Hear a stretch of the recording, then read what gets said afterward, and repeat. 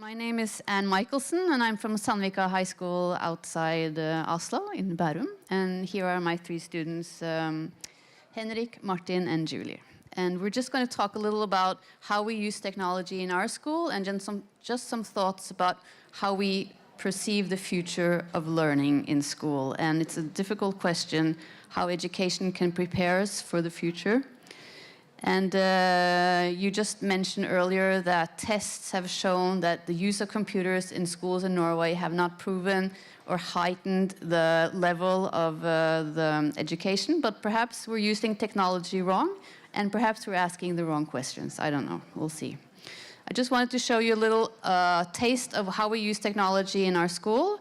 So I'm just going to put this one here. I don't have any sound, obviously. Could I have sound? Okay. It's in Norwegian, but it should be self. We have to put it here. Yeah, you have. Yeah, right there. Explanatory, I think. So up with the volume. There we go. Back. Der ble alt for langt. Og da mister jeg hele øvelsen. Hvis jeg rytter litt der.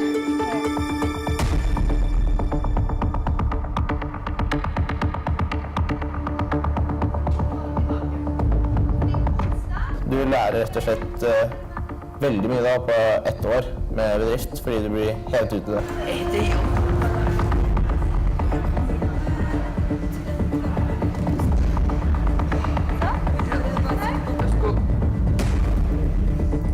Yes, so how are we now? Oh, everyone has fake news?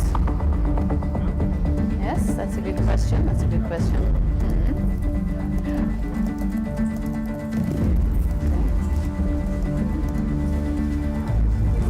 Altså nå ser vi ferdig videoen.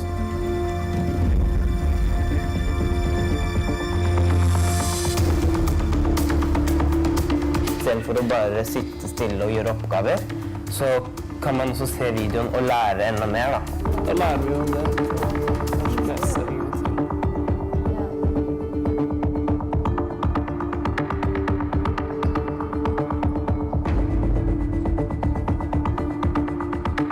Veldig bra. Veldig fornøyd. Jeg brukte videoer som læreren hadde lagt ut til å finne løsninger på noen av oppgavene. Så får man frem massevis av nøkkeltall. Samtidig som jeg koblet dette pensumet, så det gikk veldig fint, og det var en bra måte for meg å forberede meg på.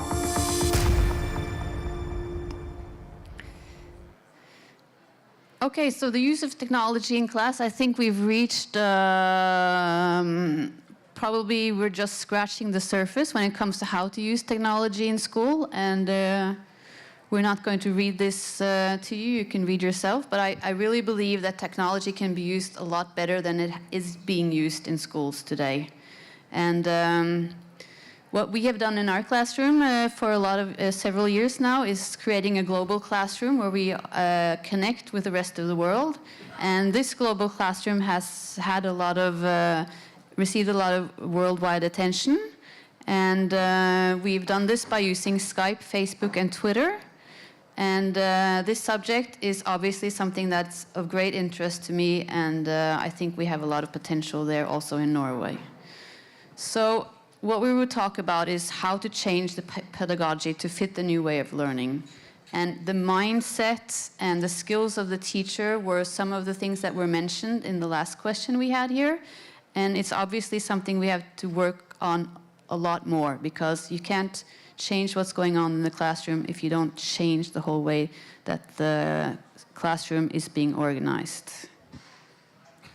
Yep, so our lessons are usually built up the same way.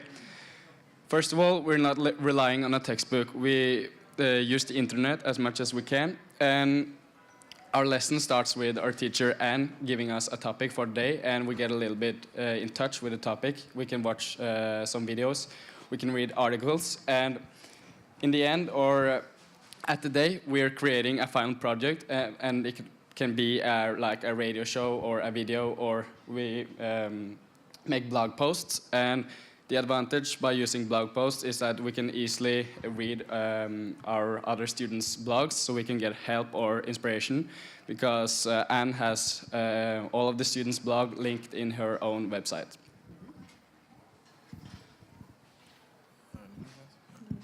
Yeah, so this works very well for us as students because we can go, as you can see here, into our teacher Ann Michaelsen's website and get a task and read some articles and then write something ourselves, which she can instantly look at and tell us what we did well, what we can do better.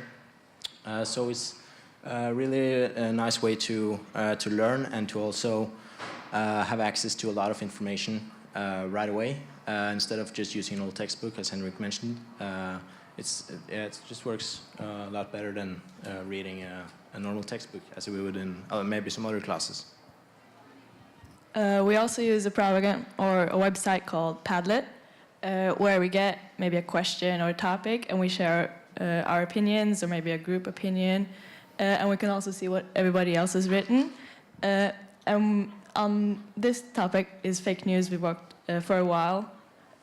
We also made radio shows where we had a host and an expert, we called it, on fake news, and a student that represented like 3 different opinions, and we discussed how fake news affects us and our everyday lives and if it's dangerous or at all. And on Padlet, we can also share it with students in other countries. So on fake news, we shared it with some students in Bergen, but also with some students in South Africa and Australia and the US. And they all heard our radio shows and answered our opinions and also talked about fake news. So lately we've been working with the topic fake news, which has become very relevant after Donald Trump becoming the president in the US. And our work with fake news got a lot of attention, both locally in our school and publicly from NRK, which is the Norwegian broadcasting channel. First, they came with like a team from their radio team in NRK, and they made some interviews, and they included us in a radio show about fake news. And some weeks later, we had a visit from a whole camera crew who made some films, and then in the end included us in their news, which we see here. It was early in April, I think. And it was funny to see ourselves on the television, of course.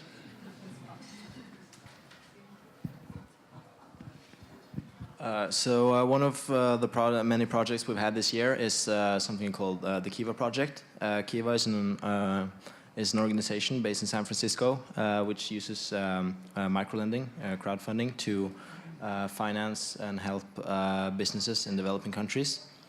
The way you do it is that you lend as little as $25 to someone in a developing country and needing to help their business establish on a higher level or get through their education, something like that, and then they pay you back. So it's a loan, and then you can continue to loan to other people, or you can get your money back, which we have tried, and it has worked great for us.